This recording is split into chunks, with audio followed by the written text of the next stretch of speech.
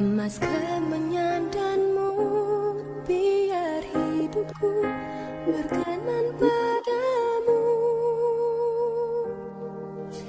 Seperti palungan layakkanlah hati menyambutmu Tuhan. Seperti emas kemenyanganmu, biar hidupku berkenan padamu. Sebab Natal tak akan berarti tanpa kasih-Mu.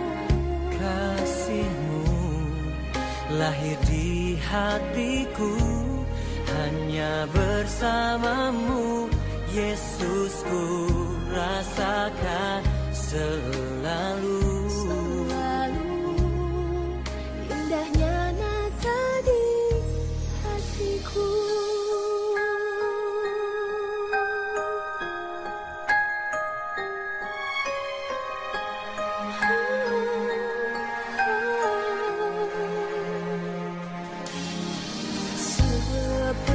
Seperti palungan layakkanlah hatiku menyambutmu Tuhan. Seperti emas kemenyanganmu, biar hidupku berkenan padamu. Sebab Natal tak akan berarti tanpa kasih-Mu. Kasih-Mu lahir di hatiku, hanya bersamamu Yesusku rasakan selalu. Indahnya Natal di hatiku. Bersama paduan suara surga ku bernyanyi, kemuliaan di tempat maha tinggi. Dan damai sejahtera di antara manusia yang hidupnya berkenan kepadamu. Sebab Natal takkan berarti tanpa kasih-Mu. Kasih-Mu lahir di hatiku, hanya bersamamu Yesusku rasakan selalu. Indahnya Natal di Sebab Natal tak akan berarti tanpa kasih-Mu lahir di hatiku, hanya bersamamu Yesusku rasakan selalu. indahnya Natal di hatiku. Indahnya Natal di hatiku.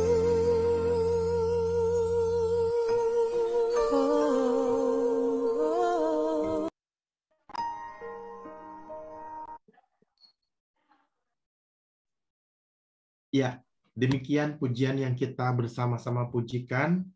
Ya, Bapak Ibu, mari kita berdoa kepada Tuhan. Kita meminta pimpinan Tuhan untuk pembelajaran firman pada malam hari ini. Mari kita berdoa. Tuhan, indahnya Natal di hati kami.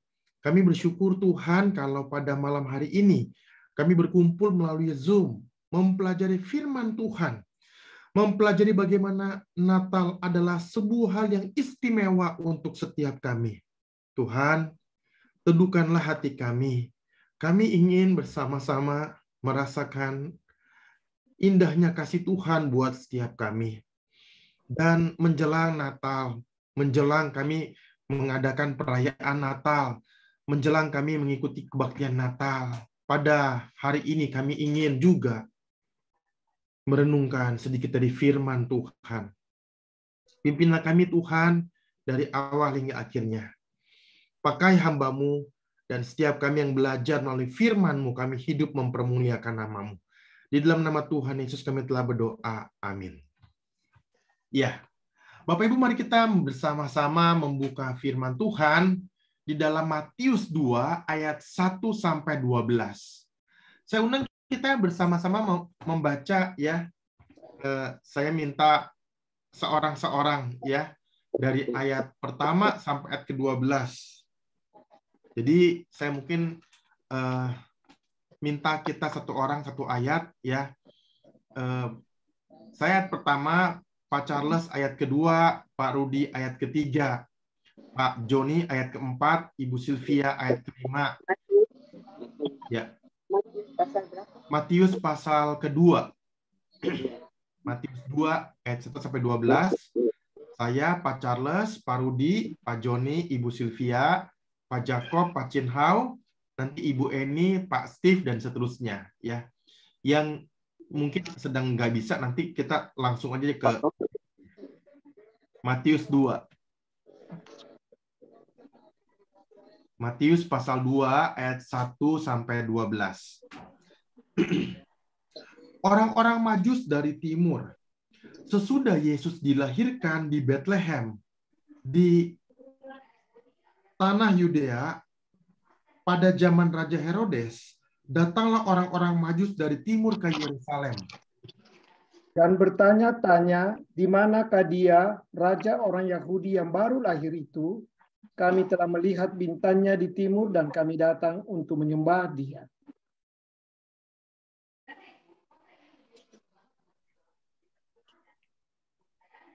Ya, Pak Rudi boleh buka mic-nya, silakan.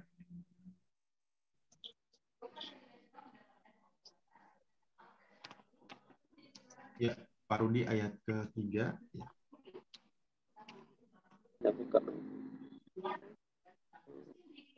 Mic-nya belum dibuka, Pak, ya.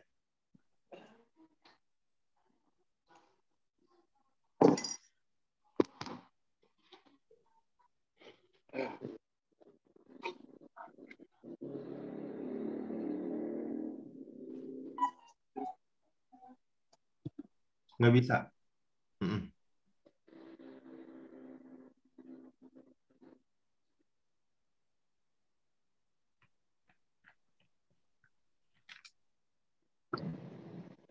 Ya, mungkin boleh Pak Joni dulu ya. Pak Joni, nanti Ibu Siti baru ke Pak Rudi. Silakan Pak Joni ayat ketiga. Empat. Oh, bisa. Udah, oke. Siap. Ya. Tiga atau empat? Ayat 3. Oh ya, 3.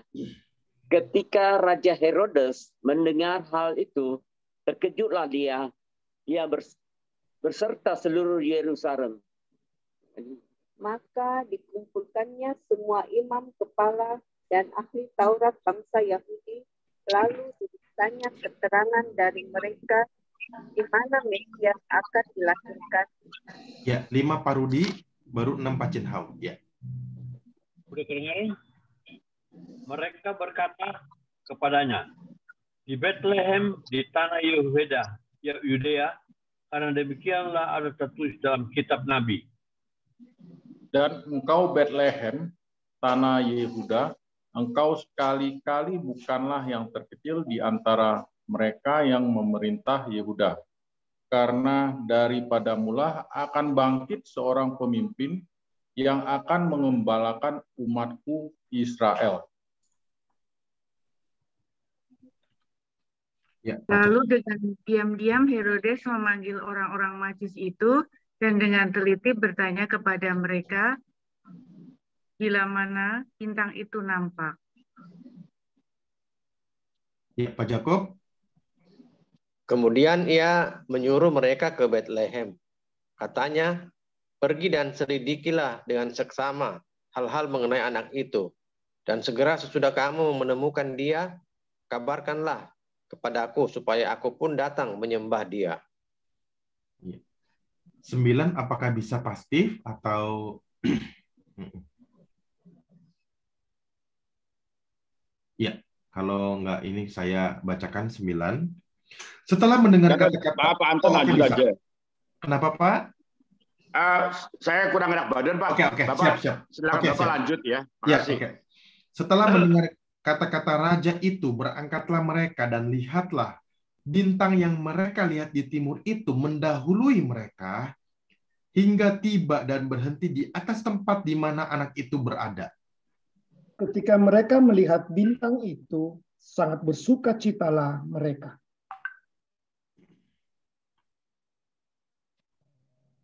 Ya. Saya. Ya, boleh. Maka masuklah mereka ke dalam rumah itu dan melihat anak itu bersama Maria, ibunya, lalu sujud menyembah dia. Mereka pun membuka tempat harta bendanya dan mempersembahkan persembahan-persembahan kepadanya, yaitu emas, kemenyan, dan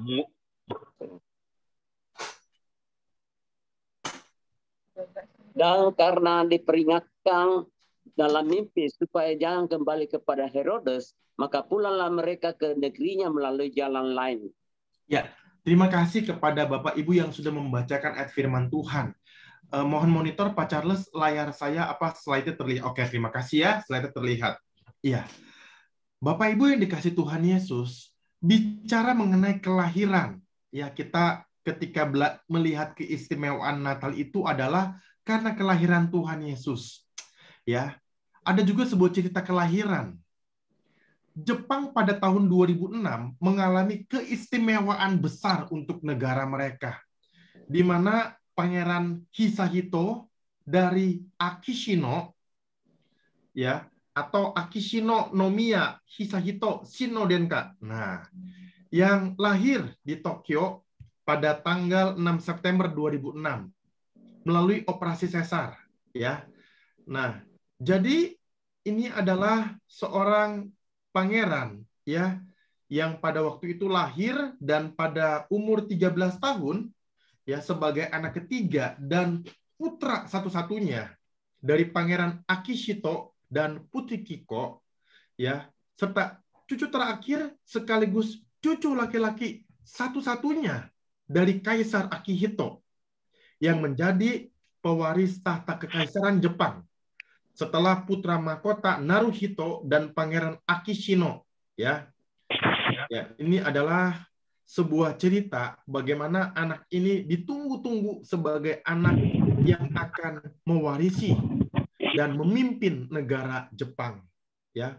Karena mereka Jepang itu pada waktu itu menunggu selama 40 tahun untuk mempunyai di mana pangeran punya anak laki-laki, ya. Karena mereka juga mungkin perlu mengubah undang-undang agar mengizinkan wanita menjadi pemimpin kekaisaran. Tetapi dengan ya lahirnya Pangeran Hisahito, maka pangeran inilah yang menggantikan atau the Japanese Imperial Family, ya. Ini gambarnya ada di layar kita. Jadi ini adalah kelahiran yang luar biasa yang kita lihat di negara Jepang. Tetapi Bapak Ibu yang dikasih Tuhan Yesus, kalau kita bicara mengenai kelahiran, tidak ada kelahiran sepanjang zaman, sepanjang segala abad di seluruh muka bumi dunia ini, selain daripada kelahiran Tuhan kita, Yesus Kristus, yang kita peringati pada bulan ini, Desember 2022. Ya, kita melihat di dalam perikop yang kita baca mengenai orang-orang Majus yang menyaksikan, yang boleh menyaksikan kelahiran Tuhan Yesus di zaman mereka. Ya, ini adalah cerita kelahiran Tuhan Yesus yang menjadi keistimewaan besar di hari Natal. Ya, kalau kita melihat mengenai orang Majus, kita seringkali mendengar mereka adalah magos, ya, atau orang-orang yang ahli dalam perbintangan. Mereka itu adalah raja-raja atau petinggi-petinggi atau pembesar-pembesar di negara mereka. Ya, dan mereka itu bergantung kepada penampakan bintang. Tadi kita baca ayat pertama bahwa melihat bintang yang begitu besar atau bercahaya begitu terang begitu, ya. Ada peneliti-peneliti astronomi yang mengatakan ini bintang jenis ini atau jenis itu yang muncul mungkin jarang-jarang dan seterusnya. Ya. Nah, kalau kita melihat bagaimana orang-orang Majus, ya, mereka sesungguhnya selain petinggi, mereka adalah, kalau kita baca di dalam tafsir Alkitab, mereka itu adalah kingmakers atau yang memberi tahta atau melantik raja di tempat mereka berada. Ya, jadi mereka itu adalah orang-orang yang besar, orang-orang yang pintar, orang-orang yang ahli perbintangan, dan mereka juga melantik raja atau dipercaya sebagai orang yang melantik raja. Ya. Nah, ini mungkin sejarah singkat mengenai orang Majus. Nah, tetapi Bapak Ibu yang dikasih Tuhan Yesus, kita akan belajar pada hari ini bagaimana 3 teladan penting yang diperlihatkan oleh orang-orang Majus ketika mereka menyaksikan kelahiran Tuhan Yesus Kristus. Ya. Yang pertama adalah di dalam ayat pertama sampai ke 9a, orang Majus itu mencari dan menemukan. Ya. Orang Majus ini mencari dan menemukan. Ketika orang Majus melihat bintang, mereka bukan hanya melihat tanda-tanda alam, tetapi mereka juga mencari petunjuk dan mereka percaya. Ya, mereka mencari dan menemukan. Ya. Nah, kalau bicara mengenai berjalan, ya, mencari begitu ya. Nah, kita melihat bahwa banyak orang rela berjalan jauh. Ya, demi apa? Demi makanan, ya. Orang kuliner ke Jakarta, ke Surabaya, ya. Ini beberapa teman dari Makassar, ada dari Jakarta, dari berbagai kota. Orang rela pergi jauh. Kamu kemana? Saya ke Surabaya, ya. Cari ayam lodo, cari nasi pecel, ya.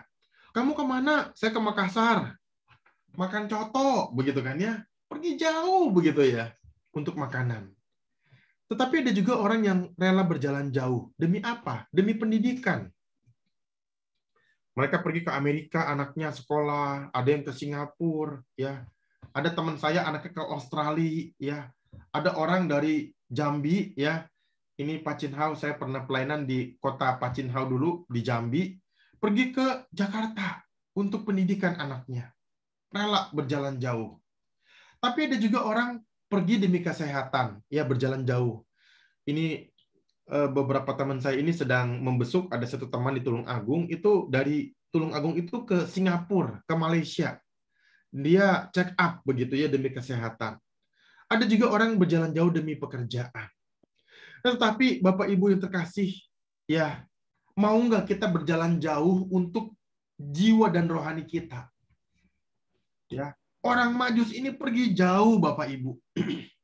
Menurut penelitian mereka itu pergi, ya, bertahun-tahun. Zaman dulu belum ada pesawat, belum ada helikopter. Mereka pergi dengan unta. Mereka pergi dengan kendaraan seperti kuda. Mereka berjalan jauh sekali. Orang Majus itu berjalan jauh untuk sesuatu hal yang bersifat rohani. Mereka tahu Tuhan lahir, Tuhan Yesus. Mereka berjalan jauh. Nah, Bapak Ibu yang dikasih Tuhan Yesus, ya, menurut penelitian orang Majus itu tinggal di Babilonia. Dari Babilonia, ini ada petanya, ke Yerusalem itu jaraknya 1.600 km. Kalau naik pesawat Bapak Ibu, mungkin saya rasa beberapa jam, ya, mungkin sekitar 10 jam atau 12 jam, ya, kita tidak tahu, saya kurang tahu kecepatan pesawat. Mungkin 10 jam itu sampai.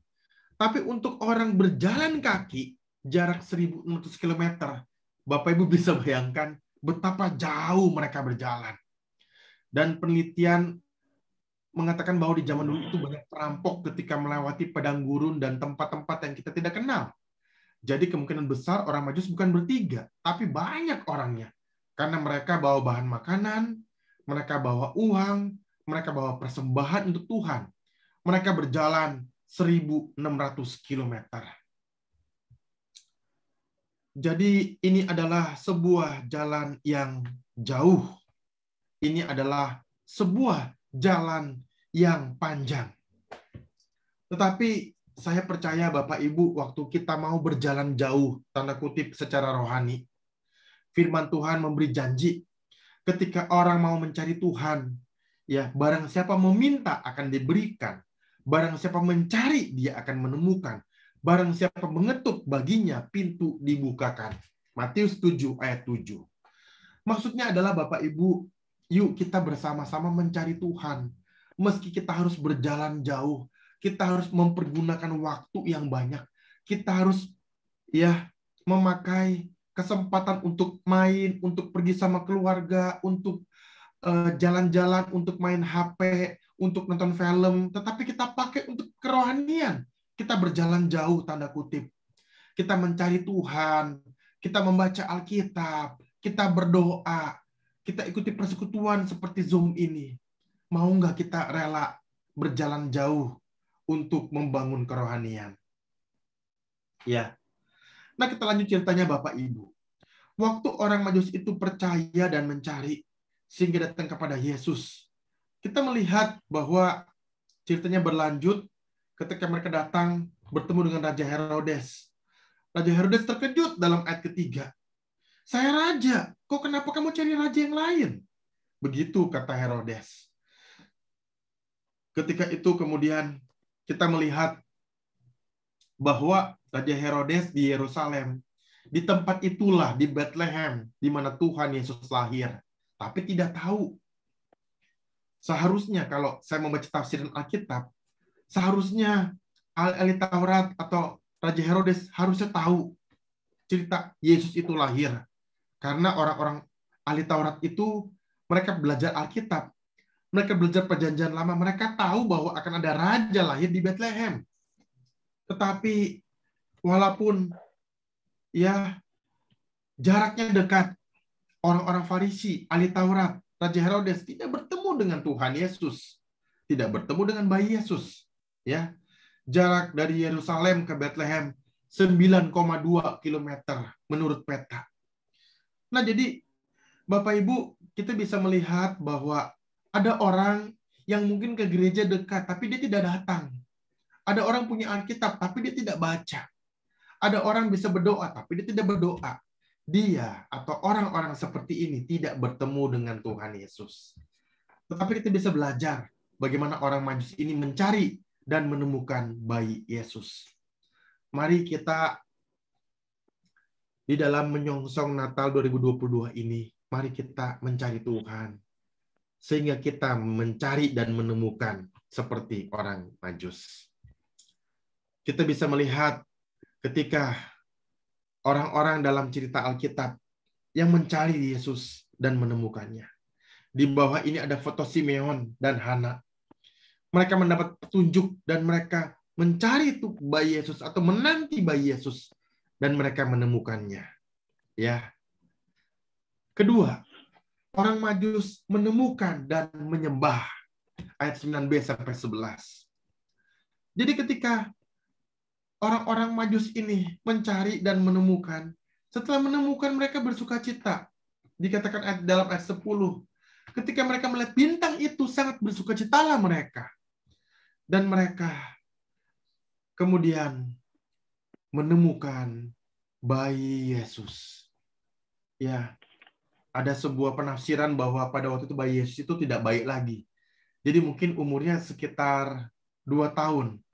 Maka foto yang benar adalah foto di atas ini. Mereka bertemu dengan bayi Yesus yang sudah bisa duduk. Bayi Yesus yang sudah mulai lucu begitu. Anak-anak kecil.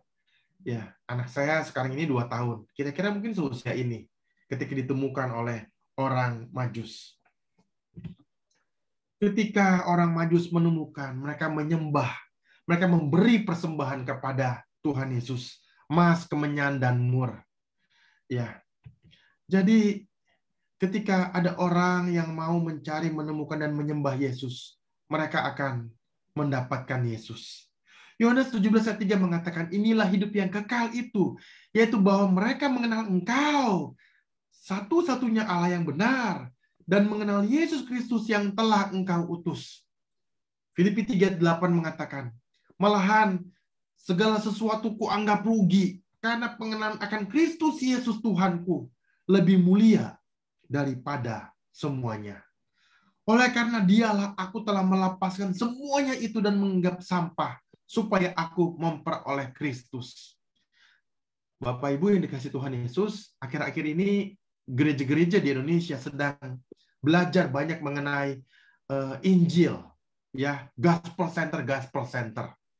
Ya, saya melihat banyak hamba-hamba Tuhan belajar ke Surabaya begitu ya. Ya, saya tidak sebut nama gerejanya ya, mungkin tidak baik.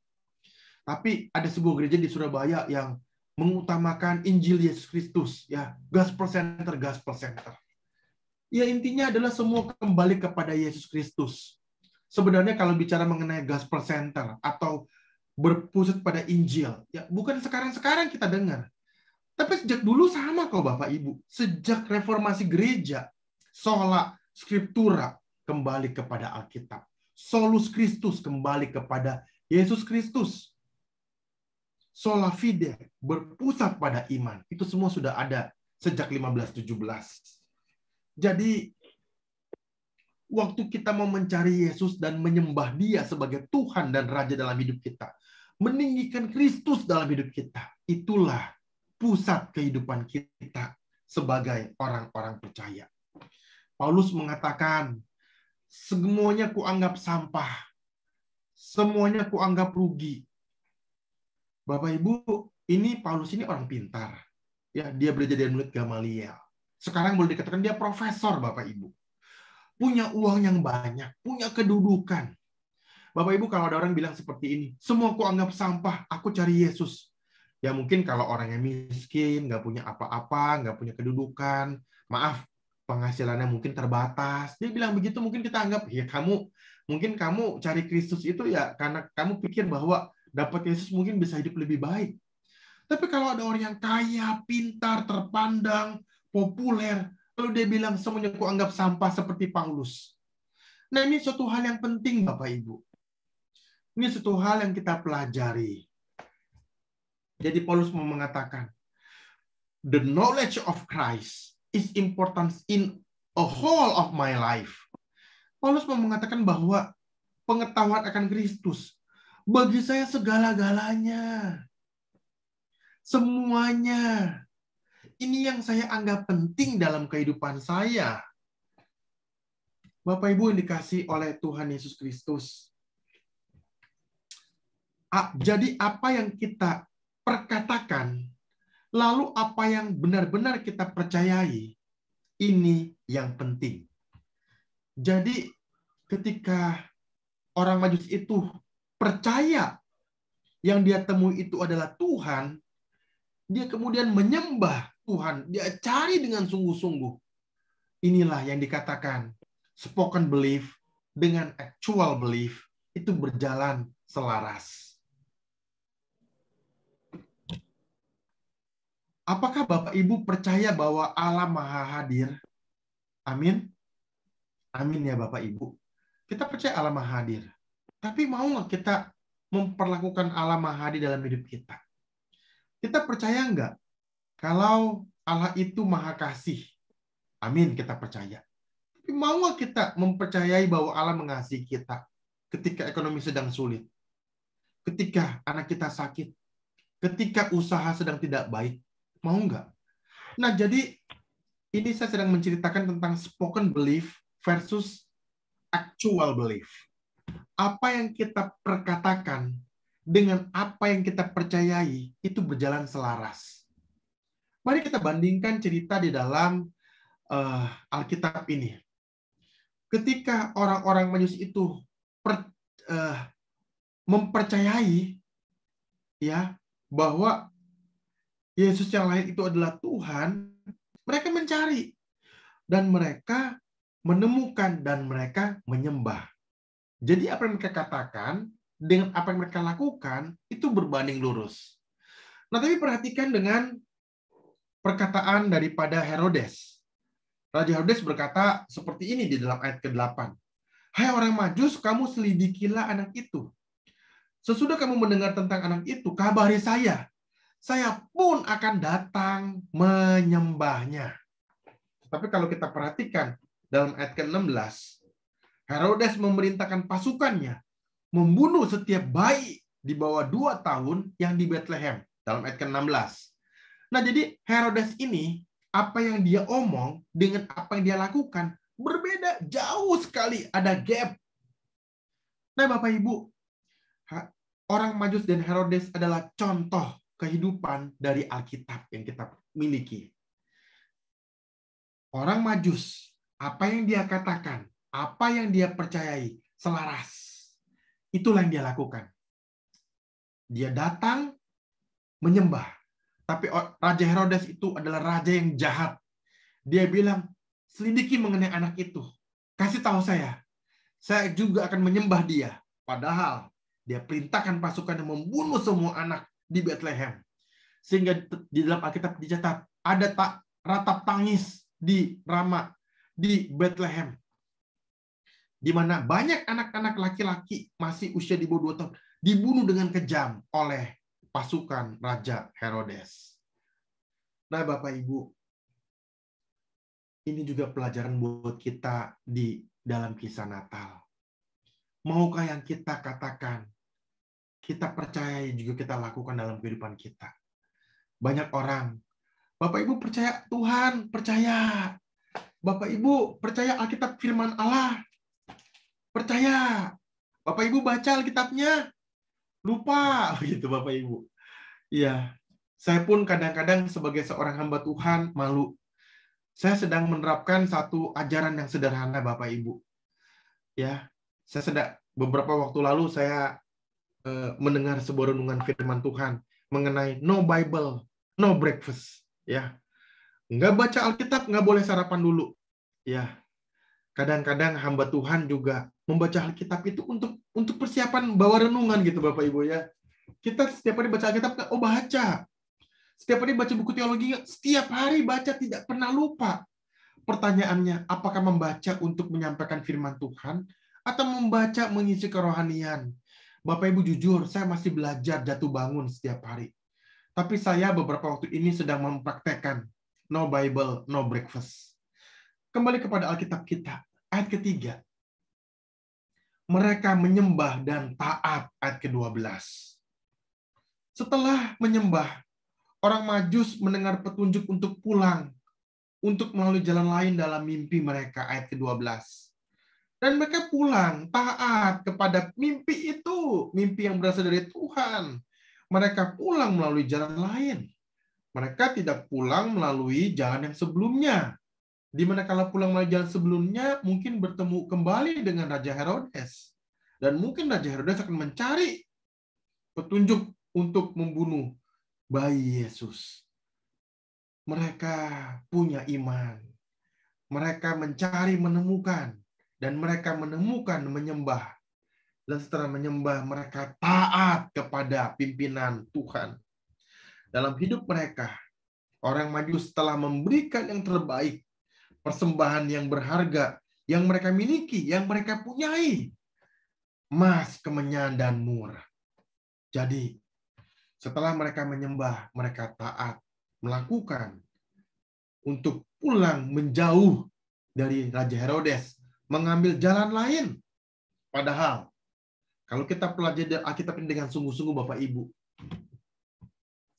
orang Majus itu membawa resiko yang besar untuk keselamatan mereka ketika mereka pulang melalui jalan lain. Jalan yang mereka belum tahu, jalan yang belum mereka kenal. Tapi mereka mau taat kepada Tuhan. Nah, Bapak Ibu yang dikasihi oleh Tuhan Yesus, maukah kita taat kepada Tuhan di dalam kehidupan kita? Taat itu adalah suatu sikap yang bermanfaat. Bapak Ibu yang dikasihi oleh Tuhan Yesus, ya, ada seorang bernama Jeff Van der Steel yang mengatakan, Allah adalah suatu atau sosok yang mengontrol hidup kita. Allah yang sesungguhnya dalam hidup kita bukan Allah yang kita katakan, tetapi Allah yang mengontrol hidup kita, itulah di mana Allah yang berperan dalam kehidupan kita. Maksudnya Bapak Ibu, waktu kita menjadi orang Kristen dan kita taat, kita membiarkan Allah mengontrol hidup kita, maka kita sedang membiarkan Allah bekerja, mengubah hidup kita dari hari ke hari. Bapak Ibu yang terkasih, kalau kita taat kepada Tuhan, sesungguhnya kita belajar untuk mengutamakan Tuhan dalam hidup kita. Saya pun sedang terus-menerus belajar. Saya belajar untuk mengutamakan Alkitab dalam hidup saya. Saya belajar untuk taat kepada Tuhan walaupun sulit. Bapak Ibu, saya juga dalam beberapa waktu ini sedang belajar untuk memberi. Ya, baru-baru ini ada teman kami pendeta itu kecelakaan Bapak Ibu. Ya, beberapa hari yang lalu, ya tepatnya itu hari Jumat, ya. Ini hari Selasa ya. Senin, Minggu, Sabtu, Jumat, 4 hari yang lalu. Teman saya itu bukan teman pendeta di gunung, kita kan sekarang sedang mengurus sinode. Jadi kami membawahi ada 18 gereja. Ada seorang pendeta Bapak Ibu.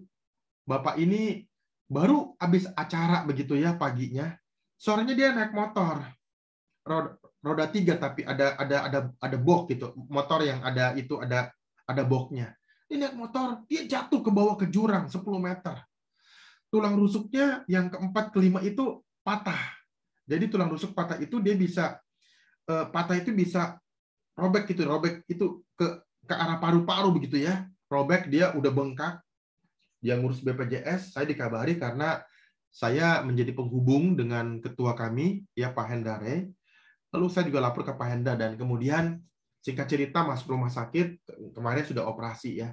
Tadi barusan saya datang. Intinya saya sedang belajar memberi. Artinya ya Tuhan menolong saya juga, memberi saya kesempatan untuk berbagian menolong Bapak ini. Nah Bapak Ibu, ketika taat itu nggak mudah loh Bapak Ibu. Benar ya? Bapak Ibu sedang belajar apa sekarang dari Alkitab? Ya, saya belajar 2 hal. Belajar membaca Alkitab. Sebelum sarapan saya baca dulu Alkitab setiap pagi. Dan saya belajar memberi sebisa saya. Saya percaya belajar taat itu tidak mudah. Bapak Ibu mungkin sedang belajar sesuatu dari Alkitab. Belajar melawan dosa, belajar untuk lebih cinta Tuhan, belajar untuk memuji Tuhan dalam keadaan yang sulit. Saya tidak tahu. Tapi percayalah bahwa ketika kita taat itu bermanfaat. Kenapa? Membawa kita untuk mempunyai sikap seperti orang Majus yang taat kepada Tuhan. Mereka pulang melalui jalan lain dan mereka mengalami sukacita yang besar, yaitu keistimewaan besar di hari Natal, di mana mereka menemukan Tuhan Yesus. Nah, Bapak Ibu, saya akan menutup dengan sebuah cerita yang saya tidak tahu apakah Bapak Ibu sudah mendengarnya.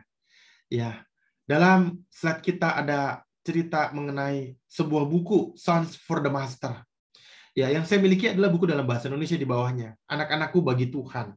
Saya punya buku ini. Saya beli dari sebuah penerbit. Sebenarnya buku ini dicetak hanya terbatas ya, bahasa Indonesia ada 1000 buku. Saya lupa 1000 atau 2000 sepertinya. Tapi dicetak terbatas dan tidak dijual di toko buku. Karena saya kenal penerbit, saya seorang penulis buku, saya mendapat anugerah Tuhan, saya beli buku ini. Kisah nyata seorang ibu yang 5 orang dari 7 anaknya melayani Tuhan. Ya, ibu ini bernama Tan Chien Nyo. Ya, ini saya foto ya dari buku ini saya fotokan. Ya, di bawah di sebelah kiri atas ini Ibu Tan Chien Nyo dengan anaknya yang saya kurang tahu keberapa.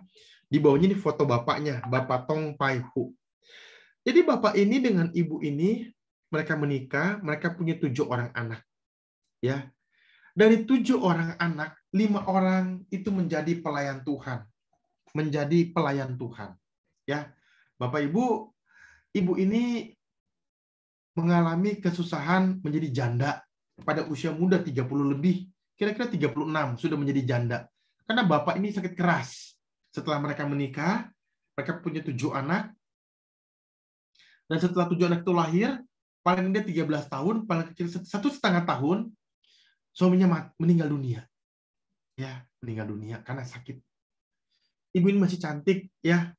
Sebenarnya kalau mau menikah lagi masih bisa karena masih cantik, masih muda. Tapi ibu ini mengenal Tuhan. Mengenal Tuhan Yesus. Ya. Kemudian ibu ini mengajak ke-7 anaknya ke gereja setiap hari Minggu. Ya tentu ibu ini ikut ibadah dewasa. Anak-anaknya ikut sekolah minggu dan ada yang remaja. Ibu ini taat kepada Tuhan, cinta Tuhan. Satu minggu berdoa 3 jam. 1 jam untuk anak-anak, 1 jam untuk pemberitaan firman Tuhan di seluruh dunia, 1 jam untuk misi penjangkauan jiwa-jiwa. Ibu ini pun setiap Jumat pergi mencari jiwa dengan orang-orang gereja, ya, pembesukan, mendoakan orang sakit, menginjili orang yang belum mengenal Tuhan Yesus, dan seterusnya. Ibu ini taat kepada Tuhan. Singkat cerita, saya nggak panjang lebar, 5 anak menjadi pendeta. Ya, di atas ini ada fotonya, Cungping dengan keempat adiknya, Caleb, Solomon, Stephen, dan Joseph. Yang di bawah yang kiri adalah almarhum Pak Caleb Tong. Ya, tahun lalu meninggal dunia. Yang di tengah adalah pendeta Stephen Tong. Tang Chung Rong. Ya, saya lupa ada Tang Chung Ming, ada Tang Chung Huai, Tang Chung Rung. Ya, kalau Pak Stephen itu Tang Chung Rung, Rung terung yao, kemuliaan. Yang kanan ini Pak Joseph. Ya, jadi yang kiri ini gembala saya dulu di Ho Kim Tong. Yang tengah, ya saya beberapa kali ke Kemayoran, ya ikut acara-acara 5 hari Pak Stephen Tong belajar. Dan ikut KKR-KKR beliau. Yang kanan ini rektor saya. Dulu Pak Joseph Tong. Beberapa kali mengajar saya, Pak Joseph. Ada lagi Pak Peter Tong, ada lagi Pak John Tong. Pak Peter sudah beberapa tahun silam meninggal dunia. Mereka berdua adalah pendeta yang cukup disegani atau terkenal di Amerika. Ya, Pak Peter dengan Pak John adalah pendeta di Amerika. Saya belum pernah ketemu. Tapi ketiga di bawah ini saya pernah ketemu. Jadi keluarga Pak Stephen Tong, ya, ibunya adalah seorang yang taat kepada Tuhan. Bagaimana hidup menjadi seorang janda yang membesarkan 7 anak dengan ketaatan yang sungguh-sungguh kepada Tuhan. Ya, jadi marilah kita rela mencari, rela menemukan, rela menyembah, dan rela taat sebagai bentuk pengakuan bahwa Yesus adalah seorang raja. Amin. Bapak Ibu, saya mengundang kita untuk sharing, ya, sudah belajar mengenai kisah Natal. Semoga ini menjadi berkat bagi setiap kita mengenai kisah orang Majus. Ya, saya undang kita sharing, ya, mungkin ada yang mau sharing mengenai Natal. Ini baru masuk ke tanggal 6 ya di bulan Natal ini. Bapak Ibu ada kesan mengenai Natal, mungkin sudah mendengar khotbah di hari Minggu mengenai Natal, atau mungkin sudah sedang mengalami sesuatu dalam kehidupan. Saya membuka ruang sharing, silakan. Pak Anton. Ya. Itu sebenarnya kalau di bulan Desember itu untuk kelahiran Tuhan Yesus itu kan belum ada yang tahu tanggal berapa sebenarnya ya. Tapi sebenarnya di dalam bulan Desember itu selalu dirayakan kelahiran Tuhan Yesus ya. Iya. Jadi apakah sampai hari ini Pak Anton tahu bahwa sebenarnya tepatnya di tanggal berapa? Ada nggak yang bisa menjelaskan mengenai Natal ini? Iya. Terima kasih. Ya, oke. Ya, jadi menurut penelitian itu kira-kira tahun 3-4 sebelum Masehi. Dan itu pasti di bulan Juni-Juli. Kenapa? Karena bulan Desember itu kan musim dingin. Ya, jadi kelahiran itu tidak mungkin di musim dingin karena Yusuf dan Maria itu kan lahir di Bethlehem itu kan ketika tiba persalinan, mereka tidak mendapat tempat penginapan, mereka lahir di kandang hewan. Ya, jadi mereka itu pasti di musim panas begitu. Kira-kira menurut penelitian itu tahun 3-4 sebelum Masehi dan perkiraannya itu di Juni-Juli di pertengahan tahun. Tetapi memang kita merayakan di tanggal 25 Desember ya, ini adalah tanggal kelahiran Dewa Matahari ya, yang pada waktu itu mereka kemudian pada zaman Julius Caesar itu ya, Julius Caesar itu mengumumkan bahwa Natal itu di tanggal 25 Desember, memakai tanggal itu untuk perayaan. Nah, jadi ini akhirnya jadi sebuah tradisi dari tahun ke tahun dan ditambah-tambah ya, ada Santa Claus, ada Peter Pit ya. Nanti kalau kita ke mall itu ada Santa Claus bagi-bagi hadiah ya. Nanti bagi-bagi hadiah mereka ada kereta di bawah rusa. Nah, jadi kecampur-campur Bapak Ibu. Ini sudah bukan cerita Natal lagi. Nanti akhirnya lalu kemudian orang Katolik yang mereka bilang nggak bisa, harus lewat tanggal 25 perayaannya. Nah, itu juga cerita lagi. Nanti Saksi Yehova bilang nggak bisa, nggak boleh merayakan Natal. Nah, jadi intinya adalah memang kalau kita bicara mengenai Natal adalah kita bersukacita bahwa Yesus itu datang. Dia firman jadi manusia. Yohanes 1 ayat 1 ya. Jadi dialah Yesus yang menyelamatkan kita. Thank you, Pak Rudi. Memang betul kalau kita orang Katolik memang nanti dirayakan tanggal 25 Desember. Tapi kan bukan harga mati memang bagi saya ya. Iya. Hukumnya ini aja kan, gitu. Ya. Ya, kita terima menghargai, saja, Pak. terima saja. Memang ada hal yang baik. Terima kasih. Iya, terima kasih Pak Rudi. Saya berpikir bahwa tidak jadi masalah ya. Untuk kita boleh rayakan 25 ke atas nggak masalah. Dan memang itu suatu hal yang baik juga kalau tanggal 25 karena memang kan seluruh dunia kan 25 Desember ya. Tanggalnya merah memang sudah jelas. Jadi kalau kita 25 juga memang bagus sekali dan memang kita kebaktian Natal tanggal 25 begitu. Tapi kadang karena perayaan itu bersifat kita tuh mau bersukacita ya, mau merayakan, mau pakai baju baru ya begitu ya. Dan seterusnya ya akhirnya karena tanggal 25 kebaktian maka banyak orang yang cari tanggal-tanggal. Nanti kalau biasanya ditutup dengan Januari, itu Natal untuk BKSAG, Natal-Natal para hamba Tuhan ya, Natal gabungan-gabungan gereja itu biasa Januari ya karena mereka 25 sudah sibuk Natal di gereja masing-masing. Januari nanti baru, pasti Januari ada lagi perayaan Natal. Untuk perusahaan, untuk macam-macam begitu ya. Ya oke, thank you. Terima kasih. Ya. Ya, terima kasih Pak Rudi. Yang lain ada yang mau sharing mengenai Natal atau mengenai renungan-renungan di akhir tahun ini? Silakan. Masalah sharing pribadi juga boleh, sharing usaha juga boleh. Ya, kita doakan nanti. Pak Anton sekarang ada di mana? Di Makassar ya? Di Tulung Agung, Pak. Saya di Tulung Agung. Kemarin itu Oktober tanggal 9 sampai 16 itu kuliah, Pak. Kuliah hanya 1 minggu. Jadi kuliah datang, lalu pelayanan kasih kesaksian, kemudian khotbah 2 kali, kuliah 6 hari, pulang. Nanti pergi lagi Mei, Pak. Semoga kita bisa ketemu ya, Pak. Mei 2023 rencana kuliah lagi di Makassar. Makassar, Mi, tahu kapan ya. Back to basic kapan kembali ke Makassar? Bulan Mei, Pak, 2023. Itu ada kuliah lagi, rencananya 1 minggu lagi di Makassar bulan Mei. Bulan Mei ya? Oke. Thank you. Nanti ketemu, Pak. Kita makan ini, Pak, makan coto. Iya. Iya. Ya, Bapak Ibu, mungkin 1 orang lagi, 2 orang boleh sharing, silakan. Ya, Pak Jakob, ya, silakan. Pak Anton, ini saya mau tanya, itu tadi Pak Anton kasih lihat orang-orang Majus dari timur, itu mereka ahli perbintangan ya. Ahli perbintangan. Mereka itu dari Babilonia ke Yerusalem, itu 1.600 km itu jalan ya Pak Anton? Iya, itu mereka pasti. Jalan kaki selama itu sepanjang 1.600 km itu Pak ya? Iya, jadi intinya adalah bahwa mereka menggunakan kendaraannya itu hewan, ya. Tapi kan kita nggak, maksudnya tentu ada setelah naik kuda, mereka juga berjalan lagi naik kuda. Jadi pasti ada seperti itu, Pak. Tentu mereka juga membawa hewan-hewan yang bisa mereka tumpangi seperti kuda. Ya ada gambar lain unta, tapi kan itu tafsiran. Jadi intinya lewat perjalanan darat begitu loh. Tapi kalau mereka misalnya juga ada melewati laut, tentu mereka juga harus lewat naik kapal. Jadi cerita ini memang tidak dijelaskan secara terperinci. Yang pasti mereka tentu tidak menggunakan seperti yang kita sekarang ini, Pak Jakob. Menggunakan mobil, pesawat, tidak mungkin, tidak ada karena pada zaman tersebut. Nah, jadi ini adalah sebenarnya tafsiran itu mau mengatakan bahwa ini perjuangan mereka yang besar. Ya. Jadi ketika diceritakan melewati jalan darat, ya itu tadi, pasti kalau nggak jalan, naik kendaraan hewan, kuda. Tapi kan kuda juga mungkin ada capeknya, ada istirahatnya, ada makan rumput, benar ya Pak ya?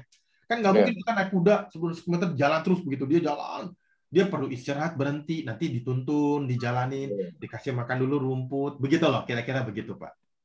Jadi dia butuh waktunya lama sekali itu Pak Antonnya baru bisa. Iya. Makanya mereka berjalan jauh. Ya, mereka berjalan jauh. Pak Anton ada rest area ya?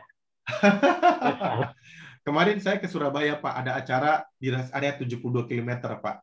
Ya, ada Indomaret sih, Pak, ya. Tapi kalau zaman dulu nggak ada Indomaret, ya saya pikir gimana juga ya. Mungkin mereka berhenti cari makanan, ya mereka beli barang gitu ya. Iya, iya. Mm-mm. Nggak ada rest area, Pak. Paling berteduh-berteduh di bawah pohon, Pak. Tulung Agung Surabaya kan tidak tahu jauh, Pak. Enggak Berapa jauh. kilo aja. 3 jam. Kemarin saya baru pulang, ini hari Minggu. Kita ada acara, tapi lewat pakai mobil ya 3 jam, Pak. 3 jam setengah ya. Iya. Terima kasih, Pak Jakob. Ya. Ya, sama-sama, Pak Anton. Ya, ada lagi, silakan. Mungkin 1 orang lagi atau 1-2 orang lagi, silakan sebelum kita akan doa syafaat. Ya. Ya.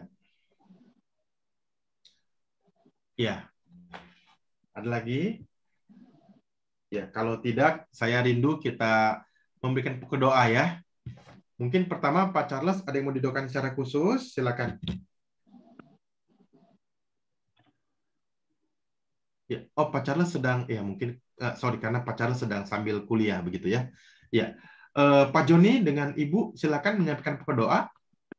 Ya, mengenai kesehatan, tolong didoakan supaya kami semua dalam lindungan atau pemeliharaan Tuhan, sehingga kami bisa sehat senantiasa ya. Iya. Dan anak-anak yang ada di jauh, supaya dia orang juga tidak lupa akan Tuhan dan setiap hari Minggu bisa beribadah juga. Iya. Ya. Ini Suwono masih di Jerman ya, Pak? Iya, ya, betul. Ya, mengharapkan dia orang biarpun di jauh tetap harus beribadah. Iya. Terima kasih. Iya. Ya. Pak Rudi mau didoakan secara khusus? Ya, silakan.